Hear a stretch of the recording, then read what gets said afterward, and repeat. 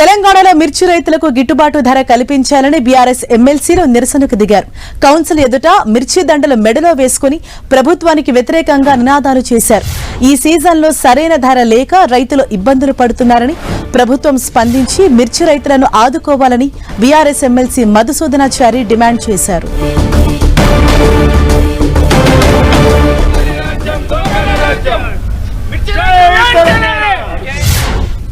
BRS ప్రభుత్వం కొనసాగినన్ని రోజులు రైతు గుండె మీద చేయి వేసుకొని చాలా తృప్తిగా బ్రతికి గౌరవప్రదమైనటువంటి జీవితం గడిపితే ఈరోజు రేవంత్ రెడ్డి ప్రభుత్వ ఈ సంవత్సర 3 నెలల కాలంలో ఎక్కడ చూసినా రైతాంగ హాహాకారాలే వినిపిస్తూ ఉన్నాయి.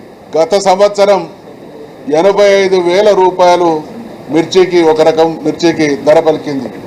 ఈరోజు పరిస్థితి 10,000, 12,000గా దయనీయమైనటువంటి పరిస్థితి. లక్షలాది రూపాయలు పెట్టుబడి పెడితే చివరికి పంట ఆ మిర్చి పికప్ చేయడానికి అయ్యేటువంటి ఖర్చులు కూడా ఇల్లనటువంటి పరిస్థితులలో పంటలను తగులబెట్టుకునేటువంటి దుస్థితి కొనసాగుతూ ఉన్నది.